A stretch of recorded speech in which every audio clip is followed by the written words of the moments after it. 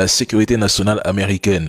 Les États-Unis ont répondu froidement aux Européens après le déploiement d'une quarantaine de soldats au Groenland.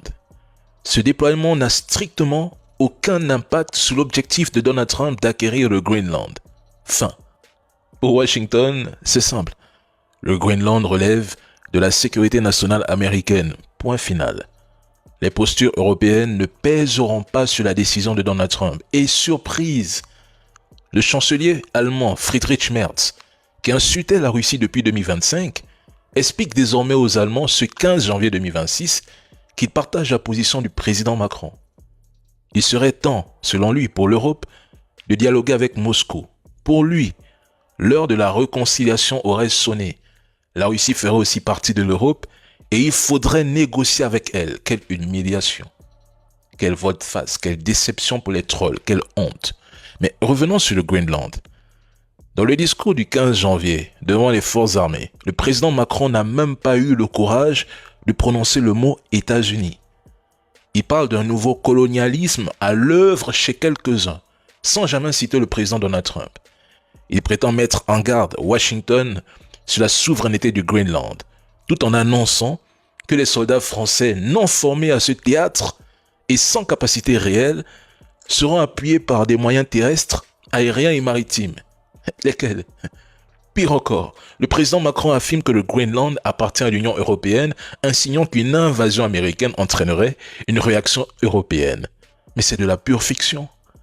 Bruxelles reste profondément divisée sur la clause de défense mutuelle et refuse même de confirmer que le Groenland en relève. Point.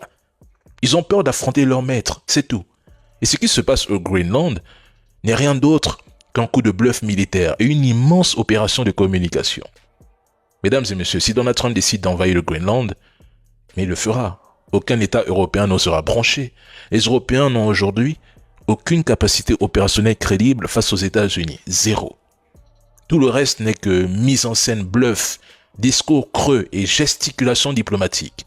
Les dirigeants européens sont faibles, affaiblis, et l'Europe est désormais marginalisée, soumise, dépendante, sans poids stratégique réel. Mais mesdames et messieurs, comment certains pays africains ont-ils pu déléguer leur sécurité à cette France incapable d'être indépendante et souveraine? Comment?